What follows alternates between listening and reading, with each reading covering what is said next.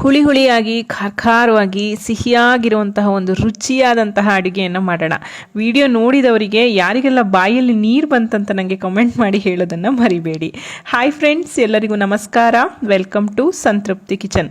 ಕರಾವಳಿಯ ಒಂದು ಅಡುಗೆ ಪುಳಿ ಇಂಚಿ ಅಥವಾ ಹುಣಸೆ ಹಣ್ಣು ಶುಂಠಿಯ ಗೊಜ್ಜು ಅಥವಾ ಚಟ್ನಿ ಅಂತ ಹೇಳ್ತಾರೆ. ಒಂದು ರುಚಿಯಾಗಿರುವಂತಹ ಸೈಡ್ ಡಿಶ್ ಇದು. ಅನ್ನ, ರೊಟ್ಟಿ, ಚಪಾತಿ, ಇಡ್ಲಿ, ದೋಸೆ ಎಲ್ಲದಕ್ಕೂ ಚೆನ್ನಾಗಿರುತ್ತೆ. ಇದನ್ನು ಮಾಡೋದಕ್ಕೆ ನಾನು ಒಂದು ನಿಂಬೆಹಣ್ಣಿನ ಗಾತ್ರದಷ್ಟು ಹುಣಸೆ ಹಣ್ಣನ್ನು ಚೆನ್ನಾಗಿ ತೊಳೆದಿಟ್ಕೊಂಡಿದ್ದೇನೆ. ನಂತರ ಇದನ್ನು ಬಿಸಿ ನೀರಿನಲ್ಲಿ ಒಂದು 10 ನಿಮಿಷ ನೆನೆಸಿಟ್ಕೋತೇನೆ. ನಮಗೆ ದಪ್ಪವಾಗಿರುವಂತಹ ಹುಣಸೆ ಹಣ್ಣಿನ ರಸ ಬೇಕು, ಹಾಗಾಗಿ ನೆನೆಸ್ತಾ ಇದ್ದೀನಿ. ಇಷ್ಟು ದೊಡ್ಡ ಶುಂಠಿಯನ್ನು ತೊಗೊಂಡಿದ್ದೇನೆ ನಾನು. ಶುಂಠಿಯನ್ನು ಮೊದಲಿಗೆ ಚೆನ್ನಾಗಿ ತೊಳೆದು ಅದರ ಮೇಲ್ಮೈ ಸಿಪ್ಪೆಯನ್ನು ನಾವು ಈ ರೀತಿ ತೆಕ್ಕೋಬೇಕಾಗತ್ತೆ. ಇಲ್ಲಿ ಶುಂಠಿ ಮತ್ತು ಹುಣಸೆ ಹಣ್ಣು ಒಳ್ಳೆ ಕಾಂಬಿನೇಷನ್. ಒಂಥರ ಶುಂಠಿಯ ಪರಿಮಳದೊಂದಿಗೆ ಈ ಗೊಜ್ಜು ತುಂಬ ರುಚಿಯಾಗಿರುತ್ತೆ. ಮೊದಲಿಗೆ ತೊಗೊಂಡಿರುವಂತಹ ಶುಂಠಿಯ ಸಿಪ್ಪೆಯನ್ನು ತೆಗೆದು ಇದನ್ನು ಸಣ್ಣದಾಗಿ ಹೆಚ್ಕೋತೀನಿ.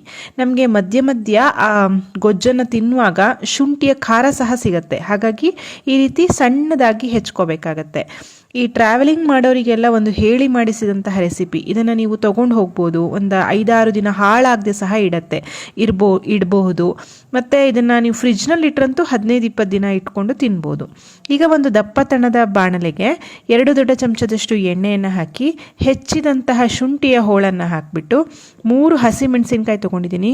ರೌಂಡ್ ಆಗಿ ಹೆಚ್ಕೊಂಡಿದ್ದೀನಿ. ಸ್ವಲ್ಪ ಖಾರ ಇರೋವಂಥ ಮೆಣಸಿನ್ಕಾಯಿನ ತೊಗೊಳ್ಳಿ. ನಂತರ ಸ್ವಲ್ಪ ಕರಿಬೇವಿನ ಸೊಪ್ಪನ್ನು ಹಾಕಿ ಒಟ್ಟಿಗೆ ಇದನ್ನು ಎಣ್ಣೆಯಲ್ಲಿ ಹುರ್ಕೋತೀನಿ. ಇಲ್ಲಿ ಶುಂಠಿ ಸ್ವಲ್ಪ ಗರಿ ಆಗಬೇಕು, ಅಂದರೆ ಕಂದು ಬಣ್ಣ ಬರಬೇಕು. ಹಾಗಂತ ಕರಟಿಸ್ಕೊಳ್ಬಾರ್ದು. ಸ್ವಲ್ಪ ಕ್ರಿಸ್ಪಿ ಆಗೋ ತನಕ ಹುರ್ಕೋಬೇಕಾಗತ್ತೆ.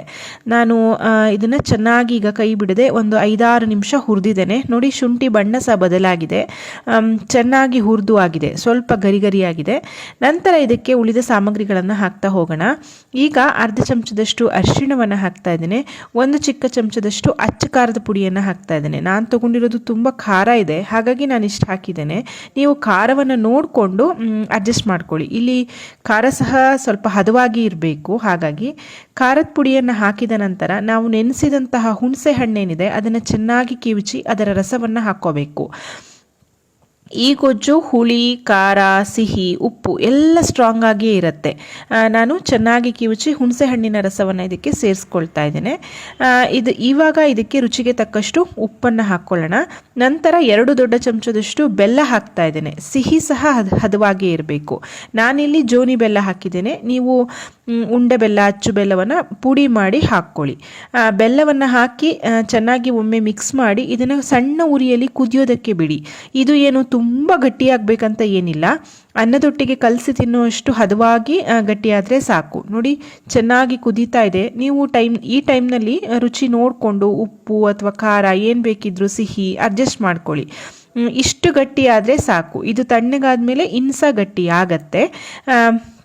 ಇಷ್ಟು ಗಟ್ಟಿ ಆದಮೇಲೆ ಚೆನ್ನಾಗಿ ಕುದ್ದ ಮೇಲೆ ಫ್ಲೇಮನ್ನು ಆಫ್ ಮಾಡಿ ಒಂದು ಗಮ್ಮತ್ತಿನ ಒಗ್ಗರಣೆ ಕೊಡುವ. ಒಗ್ಗರಣೆಗೆ 1 ಚಮಚ ತೆಂಗಿನೆಣ್ಣೆ ಬದಲಾಗಿ ನೀವು ಯಾವ್ದು ಸಹ ಹಾಕ್ಬೋದು. ಅರ್ಧ ಚಮಚ ಸಾಸಿವೆ, ಅರ್ಧ ಚಮಚ ಉದ್ದಿನಬೇಳೆ, ಮತ್ತು ಒಳ್ಳೆ ಪರಿಮಳ ಇರುವಂತಹ ಇಂಗನ್ನು ಹಾಕ್ಕೊಳ್ಳಿ. ಇಂಗಿನ ಪರಿಮಳ ಸಹ ಸ್ಟ್ರಾಂಗ್ ಆಗಿ ಇರಬೇಕು.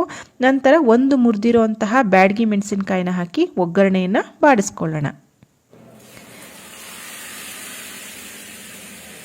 ಬೆಂದಂತಹ ಒಗ್ಗರಣೆಯನ್ನು ಗೊಜ್ಜಿಗೆ ಕೊಟ್ಟು ಚೆನ್ನಾಗಿ ಮಿಕ್ಸ್ ಮಾಡಿದ್ರೆ ರುಚಿಯಾಗಿರುವಂಥ ಪುಳಿ ಇಂಜಿ ಅಥವಾ ಹುಣಸೆ ಹಣ್ಣು ಶುಂಠಿಯ ಗೊಜ್ಜು ತಯಾರಾಯಿತು. ಇದು ಪೂರ್ತಿಯಾಗಿ ತಣ್ಣಗಾದ ಮೇಲೆ ನೀವು ಯಾವುದಾದ್ರೂ ಗ್ಲಾಸ್ ಕಂಟೈನರ್ನಲ್ಲೋ ಅಥವಾ ಪಿಂಗಾಣಿ ಡಬ್ಬಿಯಲ್ಲೋ ಶೇಖರಿಸಿ ಇಟ್ಕೊಂಡ್ರೆ ವಾರಗಳ ಒಳಗೆ ಹಾಳಾಗೋದಿಲ್ಲ. ಫ್ರಿಜ್ನಲ್ಲಿ ಇಟ್ಟರಂತೂ 15 ದಿನ ಇರುತ್ತೆ. ಇದನ್ನು ನಾವು ಉಪ್ಪಿಟ್ಟಿನ ಜೊತೆ ಎಲ್ಲ, ಪೊಂಗಲ್ ಜೊತೆ, ಮತ್ತು ಬಿಸಿ ಬಿಸಿ ಅನ್ನದ ಜೊತೆ, ಈ ಚಪಾತಿಗೆಲ್ಲ ರೋಲ್ ಮಾಡಿ ಮಕ್ಕಳಿಗೆ ಕೊಡಲಿಕ್ಕೆಲ್ಲ ತುಂಬ ಚೆನ್ನಾಗಿರುತ್ತೆ ಫ್ರೆಂಡ್ಸ್. ಇದು ಸಾಮಾನ್ಯ, ಇದು ಇಷ್ಟ ಇಲ್ಲ ಅಂತ ಯಾರಿಗೂ ಆಗೋದೇ ಇಲ್ಲ ಅಂತ ಅನ್ಕೋತೀನಿ. ನೋಡಿದ್ರಲ್ಲ, ಮಾಡೋ ಸಹ ಈಸಿ ಇದೆ. ಖಂಡಿತ ರೆಸಿಪಿ ಟ್ರೈ ಮಾಡಿ ಹೇಗಾಯ್ತಂತ ತಿಳಿಸಿ. ಅದಕ್ಕೂ ಮುಂಚೆ ವಿಡಿಯೋವನ್ನು ಲೈಕ್ ಮಾಡಿ, ಶೇರ್ ಮಾಡಿ, ಕಮೆಂಟ್ ಮಾಡಿ. ಮತ್ತೊಂದು ಅಡುಗೆಯೊಂದಿಗೆ ಮತ್ತೆ ಬರ್ತೇನೆ. ಅಲ್ಲಿವರೆಗೂ ಧನ್ಯವಾದ.